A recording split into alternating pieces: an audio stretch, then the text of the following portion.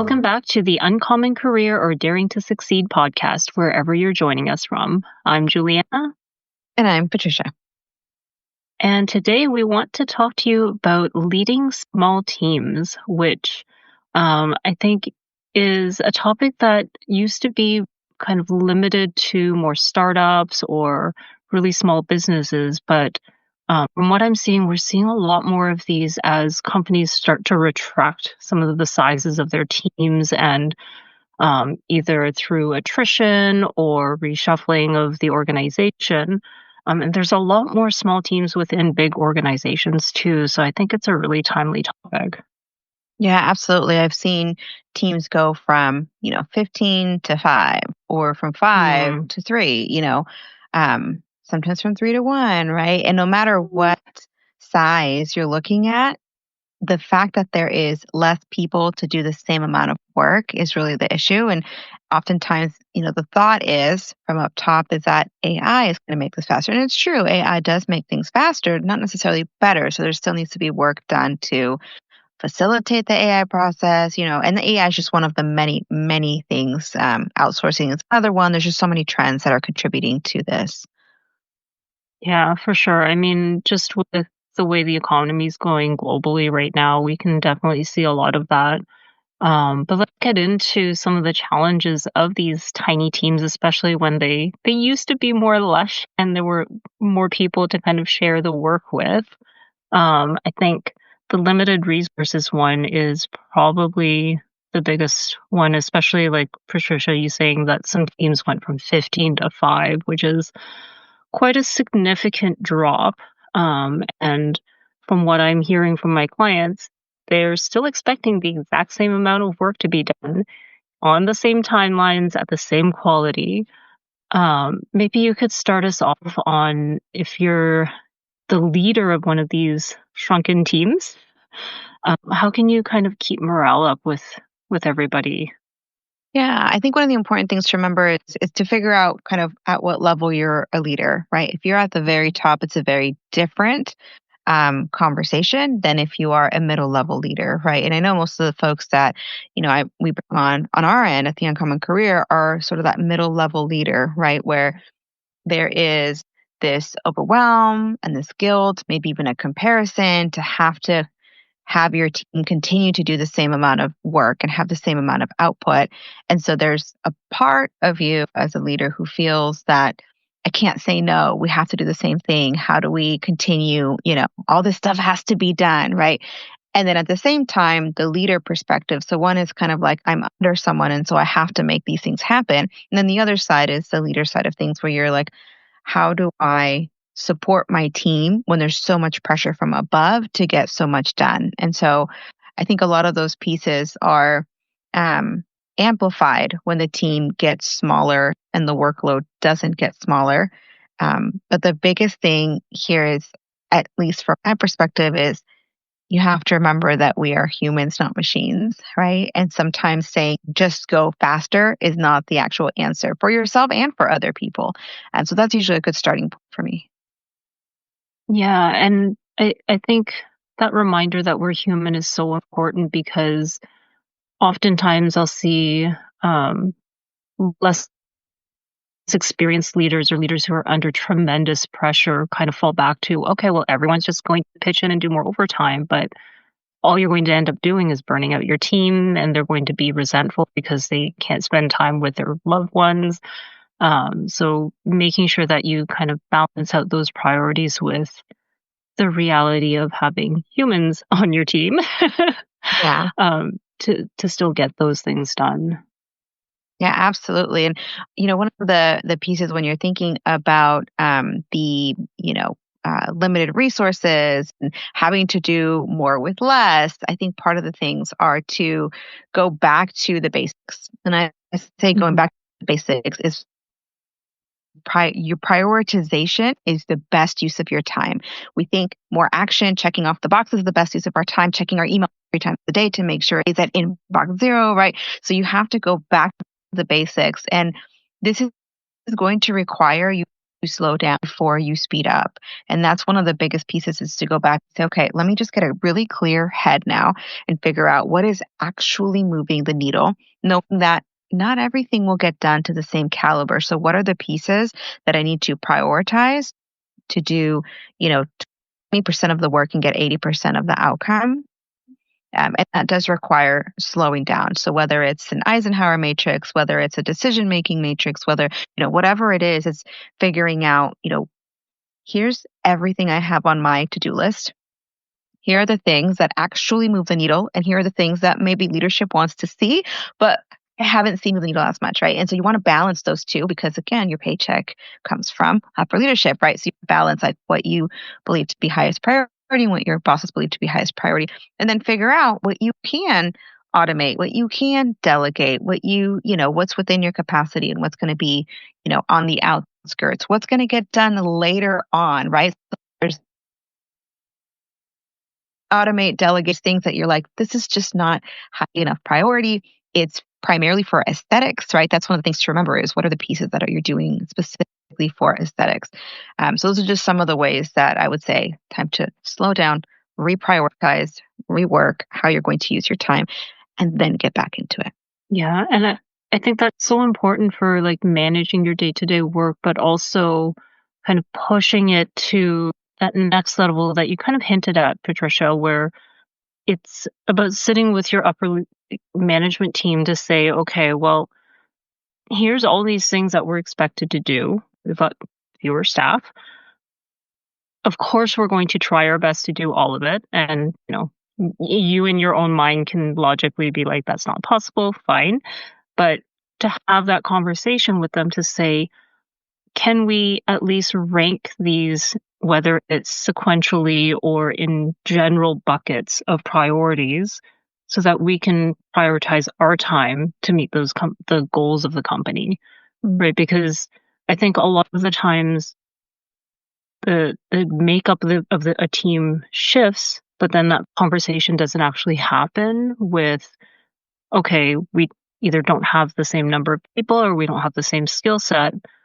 These priorities haven't changed. Can we just check in, see, are they all still high priority? If something was to drop, what would that be? Or if there was one thing off of this list that we need to absolutely do by a certain time, what would that be? And have that open conversation with your leadership team so that you can reset those expectations and not get caught at the end of the year when they're like, well, we told you in January these were all your priorities and you haven't delivered. Oh my goodness. So that communication is up and down the chain is so, so important, especially if you're in a leadership and that middle leadership layer and you've got people under you and all of a sudden your team has shrunk, you know, one of the biggest pieces is, like you said, communicating the expectations, the logistics. Like if you reset expectations, right? First, do that ruthless prioritization, right? Figure out what's important.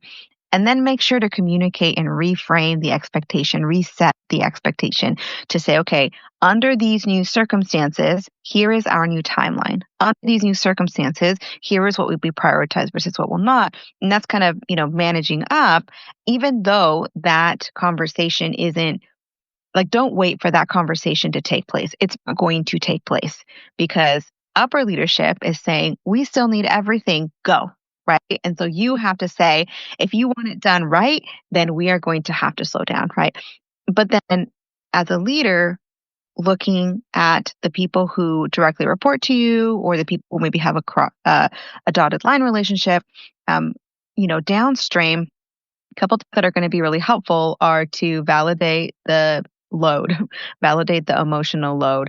Hey, we're going to feel a little bit stressed for a while. You should, at this point, schedule in 3 weeks, schedule yourself a spa day on a Saturday. Like just start making time and just let them know because you can see what's coming ahead. They may not see it until it's on their plate and they are stressed. So being able to tell them it's going to feel a little bit like a stretch. You need to know that in this season, you are not failing. We have to reset expectations. look ahead the next 3, 4, 5, 6, 7 weeks. Here's the plan we have. Schedule yourself or keep your weekends free if you can. I mean, you obviously don't want to tell people what to do on their weekends, but just let them know, hey, something is coming. And then the other thing you can do is model an awareness of your energy and how you're using it. So, talking about or asking others about their energy, how are you, how's your energy level, today, 1 to 10? Okay. Where do you think it's best spent? How can you best channel your energy today? Just keep them more and more aware, because that awareness of energy level is actually a skill.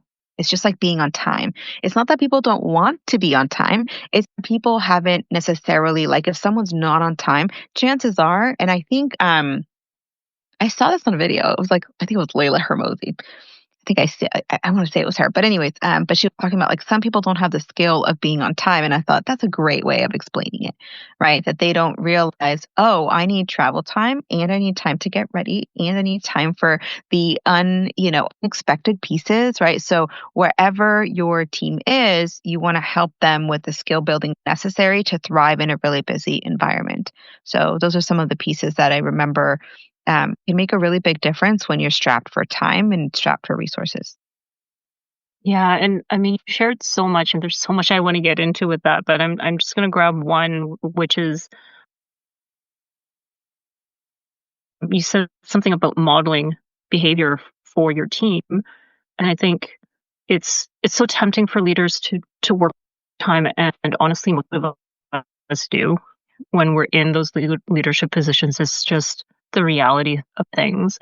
But there is a difference between working overtime and um, working overtime in a way that your team sees it, and whether consciously or subconsciously reads that situation as, oh, my leader's working overtime, therefore they expect me That's to. good. Right? Because, I mean, there's so much that you could do that is invisible to your team, as I mean, most of leadership role anyway. But there are things that you can do that don't result in an email to your team, or don't result in something on the weekend, something after hours that lands in their inbox for them to be, like, totally aware that you are absolutely working beyond your hours. Like, I used to spend a lot of time on weekends preparing reports or doing things like preparing presentations, rehearsing presentations, doing things that I know I needed to do to move the needle forward. I couldn't do it during work hours because I was spending time with my team. But those are things that you can do that are invisible to them. They don't necessarily need to know that you're working that overtime, because if they see it, they're going to monkey see, monkey do, whether you want them to or not. Oh, that's so interesting. So this is the other thing too that comes to my mind is, you know, when you're in a leadership position, you do have this extra layer of responsibility, and so you might find yourself working overtime. And then kind of going along with that, it's being aware of your level of energy and capacity versus the other people that are on your team, right? So there's some I've talked with folks who are like, I just don't have capacity, so I don't think I could be a good leader. And that's one of the pieces that we've had conversations about, that you actually can be a good leader, even if your energy is not as high as someone who is under you. Sometimes we think that we have to have the highest capacity, do the most, right? And so while there's that space where you're like, okay, I've got to get things done, but I don't want to set the expectation that my team needs to work on weekends, there's that flip side of, how can I work to be a coach to my team as opposed to be one of the players on the team? And so if that's you, if that's possible in your workplace, and if that's you, then it's one of those pieces of figuring out, and this might go under another challenge that you and I talked about, Juliana, which is like the dependency on key individuals. It's like being, to avoid that and to avoid the situation, if you, don't have this capacity, right, to take on a tremendous amount of work, it's figuring out who's really good at what. And, there's, for every person, for all of us, there are different that's right. And just very generally speaking, I'm going to put them into, let's say, 3 buckets. One bucket, I just don't know how to do it. So it's too high of a learning curve to ask me to do something in this space and me to be efficient. And then the other two buckets are I know how to do it and it drains my energy. I know, but I don't like it. Right. And so that's not going to be a good bucket. In a perfect world, and I know this is, it's hard to do, but we can't assume that it's not doable until we actually put the work in because chances are in that third bucket, there's a list of skills for every single person that they actually lose track of time on. Like they just love doing it. And it might mean let's reshuffle. Who do we have on our team? What are the players? What are their skills? What do we need done? And how do we remap their, skills and intrinsically motivated skill sets to the work that actually needs to be done? Because it's kind of like a self enforcing, flywheel if you're able to do that. And even though when you are a larger team, everyone has set tasks, when that team gets smaller and it gets restructured, things just kind of get thrown at different people without taking the time to, again, reprioritize, map out areas. And so if you can do that, then you can figure out like a new strength for your team as, for whoever is left on your team, right? Yeah, I'm so glad you brought us back to that topic because I think similar to having the conversation about the priorities, having that conversation about, okay, the team has shifted. Now who's doing what is so important. And it's such an amazing opportunity for you as a leader to also do like a development check in with your team as well to Mm. say, okay, well, our expectations have completely changed now that the team has changed. Are there things that other people have been doing that you want to do that could further your career in the direction you want and turn that negative of we've lost over half the team or now we have to do more with less or whatever is kind of hanging over the team right now into an opportunity of okay, well, we've done our best to renegotiate what our team does. Now let's renegotiate what you will do, not just in terms of getting the work done, but what can give you an opportunity to develop for your next step and kind of give them something back in return for following the company through this hard time and sticking it out and trying to get those things done so the company can achieve its goals. Oh my gosh, I love that. How you were talking about turn this moment of, difficulty into an opportunity. Where do you want to grow, right? Turning Mhm. the, overwhelm and guilt of I have to do everything now into a kind of a trust of let's see how great we can become as a small team, right? And that's really what a coach does, right? And along with that, some of what you're mentioning is it reminds me of coaching as far as, when you're on a team, you provide leadership, you provide encouragement, you provide a reflection back of saying, I trust you, I have confidence in you, and I'm going to let you do things the way you think is best. It's an opportunity for you to say, you know, the norm in a large team has set expectations. But as you get smaller and smaller and smaller, the expectations shift. The amount of trust might be different or in different ways. And so being able to coach someone and say, okay, because our team has gotten smaller, I'm going to take on some additional responsibilities as well. And so I'm going to need to trust you more to do XYZ. And I'm going to be more hands off because I'm going to be working on these other priorities, right? And I think that's a really good opportunity for people to grow as professionals, knowing, okay, I kind of own this now, right? I kind of own this space. And so I love how you took that from a place of lack and difficulty to a place of possibility and opportunity. And I think that mind shift alone is going to change the energy from a stressful to a curiosity, an opportunity, a possibility. Yeah, and I totally love you also using that as an opportunity to strengthen the trust bonds between yourself as a leader and your team because even if it was there before, likely when the team was larger and had more people to do the work, management of that would be different. You're probably focused on a blend of both development and getting the work done. But now that that team is smaller and you've got to give up some things yourself as a leader, whether you are a micromanager or not, it's a really good time to kind of give up a little bit more control just to see what happens, especially in the short term as you're doing the transition, because let's say something slips through the cracks. If it's happening during the transition period, it's probably not going to raise as many eyebrows as later on. Mm. So to use that transition period to kind of figure out, okay, where can we strengthen those trust bonds? Where can we give more accountability to the team and kind of give them the freedom that so many people want in their jobs, which I just told you I can do and trust me to do it and don't tell me how to do it. Right? And unless you're in a factory setting where the output needs to be exactly the same every single time, most of us in corporate environments have that flexibility. It's just not Oh, that's such a good point. exercised. That's such a good point. And overall, this conversation, and especially what you just said, kind of ticked off this kind of like overarching idea in my head of when your team becomes smaller and you have to do more, it's stepping away from the idea of taking more action as the road Mm. to quote unquote getting more done. And it's more of, you said, the reframing, you talked about trusting your team more, you talked about kind of being more hands off, right? And all of that is really this kind of frame of mind of um, what is the goal here? It's kind of this frame of mind where you're thinking, instead of doing more, let's focus on being better. You know what I mean? Like, instead of getting more Yeah. done, it's taking your team and saying, okay, we're about to go into a difficult season. Here's what that means for me. Here's what that means for you.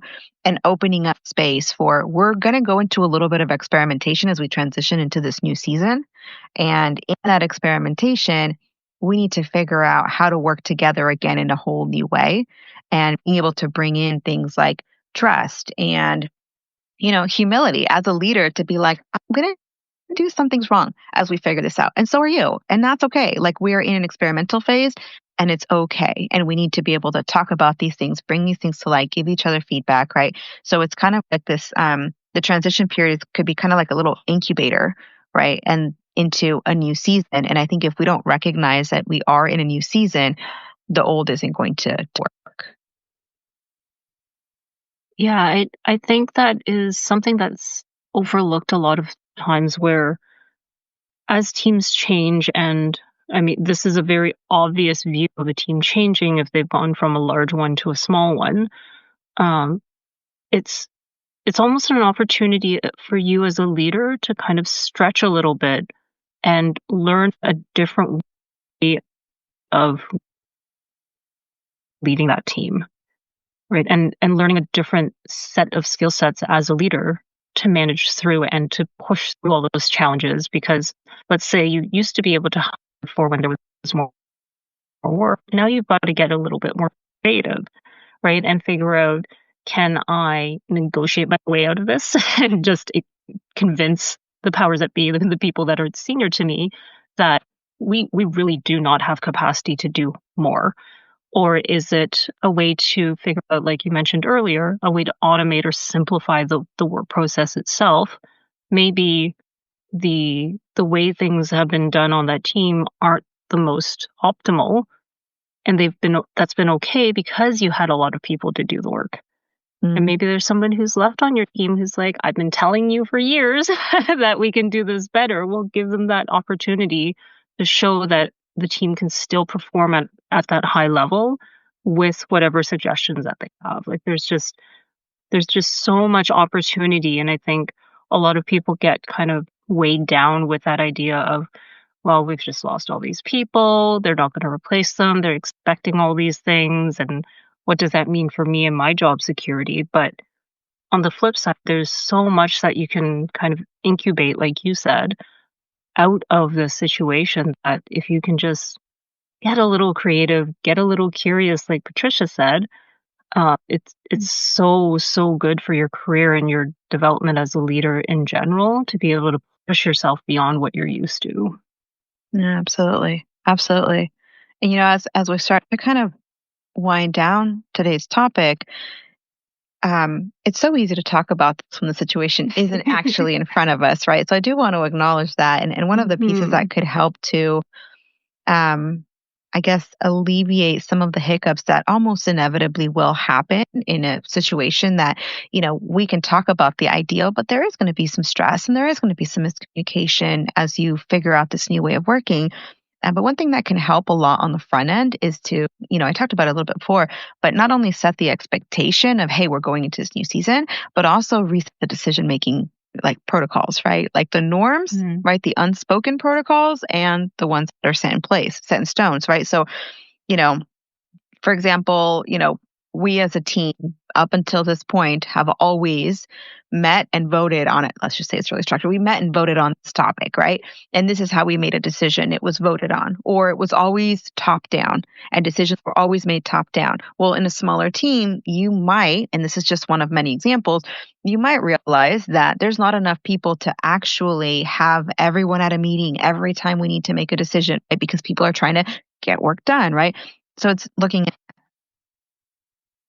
how to make decisions both formally and informally, and what are the things that are going to need to change. And I was talking to a client a couple days ago uh, uh, for their first 90 days, and we talked about using wisdom and using authority or wisdom and logic as authority, right? In those moments where it's so easy to say, well, how come so and so gets to have this part of the job? It's just taken away from me. And I go, there could be so many things that happen. So being able to have logic and reasoning behind why you've made each decision, and then also bring in like the wisdom piece. So having wisdom and logic act as a mediator for those decisions where people ordinarily might be like, this is personal. It's because you don't like me, or it's because, you don't think I'm doing a good job. Right? And so figure out what those reasons are. And number one, what the reasons are behind each decision. And technically, I'm out of order. It should be number two. But number one is figuring out how you're going to make those decisions, formally and informally. And then number two, bring logic and reasoning for your decisions, just to ease and remove the emotion away from the situation. Yeah. Oh, as always, we've covered so much in a short amount of time. And I'll ask my usual question, which is if you wanted to send everybody away with just one takeaway, what would that be? Hmm. I think the one takeaway is to speed up. You just have to slow down. You have to. And so, Mhm. whatever your process is, right, the slowing down will help you have clarity of mind to know what that process is. And it may or may not involve some of the things we talked about today, but slow down so that you can look at things from a 50,000-foot view and you decide what is the best thing to do for your team. Awesome. Yeah, Yeah. What and about you?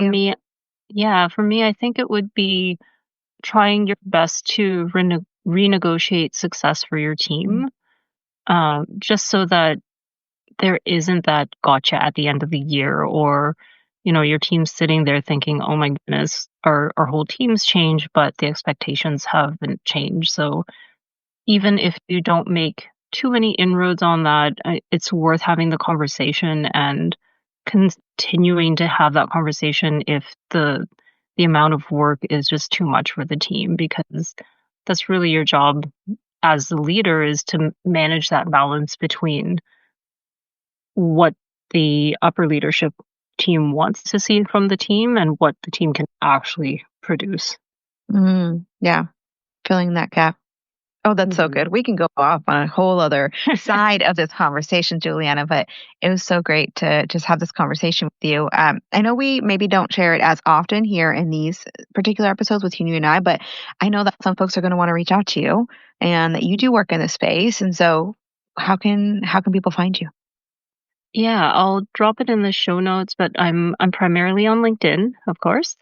And I'll include my website there as well. And what about yourself, Patricia? If somebody wants to reach out to you for some advice or for coaching. Yeah, absolutely. We have the website, theincomingcareer.com. And then in addition to that, you can always find me here on the podcast. And like you said, LinkedIn is where you can find me. And there we can start a conversation. Amazing. So yeah, we definitely want to hear from you if you agree with us or not. Those are always fun conversations, and we'll see you next time. See you on the next one.